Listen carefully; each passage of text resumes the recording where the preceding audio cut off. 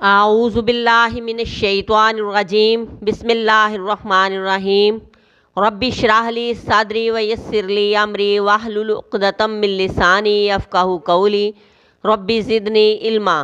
سورہ بقرہ کی آیت نمبر 197۔ الحج اشہر معلومات، حج کے مہینے معلوم ہیں۔ فمن پس جو کوئی فارضہ مقرر کرے فیہن الحج، ان میں حج، فلا رافثا پس نہیں رغبت کرنا، ولا فسوقا اور نہ گناہ کرنا، ولا جدالا اور نہ جھگڑا کرنا، فی الحج حج میں، وما اور جو تفعلوا تم کرو گے، من خیر یعلمہ اللہ بلائی سے جانتا ہے اس کو اللہ تعالیٰ، وتزودوا اور زاد راہ لیا کرو، سفر کا خرچ لیا کرو، فإنہ پس بے شک خیر الزاد التقوی بہتر زاد راہ تقوی ہے، واتقونی ڈرو مجھ سے یا اولی الالباب اے عقل والو۔ حج کے مہینے معلوم ہیں، کون کون سے؟ شوال، ذوالقعدہ، ذوالحج، یہ 3 مہینے ہیں۔ حج کی نیت شوال سے ہوگی، اس سے پہلے نہیں۔ حج مخصوص مہینے کے اندر ہی ہوگا، پورا سال جب چاہیں ہم حج نہیں کر سکتے۔ تو جو کوئی ان مہینوں میں حج کو فرض کرے، اپنے اوپر لازم کر لے، احرام اور نیت کے ساتھ اپنے اوپر فرض کر لے، تو اسے چاہیے کہ کچھ کاموں سے بچے، حالت احرام میں کچھ کاموں سے باز رہے۔ نمبر 1، جنسی گفتگو نہیں کرنی، یعنی میاں بیوی ایک دوسرے سے میل ملاپ اور جنسی گفتگو سے بھی پرہیز کریں، اور کوئی گناہ کی بات، غیبت، چغلی، جھوٹ وغیرہ نہ کریں، اور نہ ہی حج میں جھگڑا کریں۔ اور جو کوئی بھی تم کرو گے نیکی میں سے، چھوٹی ہو یا بڑی، اللہ اس کو جانتا ہے۔ گناہ کے کاموں کے قریب بھی نہیں جانا، نیکی کے کاموں، کسی کی مدد کے کاموں سے پیچھے نہیں ہٹنا۔ چھوٹی سے چھوٹی نیکی اگر تم کرو گے تو اس کا بھی اجر پاؤ گے۔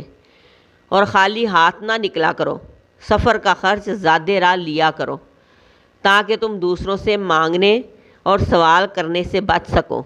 سفر خرچ میں کھانا، سواری، لباس، نفقہ، یعنی اتنا خرچ، اتنا پیسہ کہ اپنی سفر کی ضروریات پوری کر سکو، ساتھ لے لیا کرو۔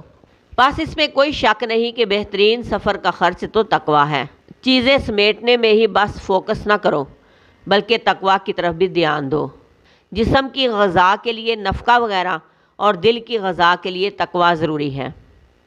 زاد راہ اس لیے بھی ضروری ہے تاکہ تم کسی سے سوال کرنے سے بچ جاؤ اور اپنی ضرورتیں خود پوری کرو۔ اور تقوی ہر صورت ضروری ہے، یعنی دل کے اندر رب کا ڈر اور خوف۔ جسم کی غذا کے لیے نفقہ ضروری ہے اور دل کی غذا کے لیے تقوی ضروری ہے۔ اللہ کی محبت کا ڈر اور اللہ کی محبت میں گناہوں سے بچنے کا نام تقوی ہے۔ اور فرمایا کہ اے عقل والو مجھ سے ڈرو۔ جس کے اندر عقل ہوگی اس کے اندر ہی رب کا، اپنے مالک کا ڈر ہوگا۔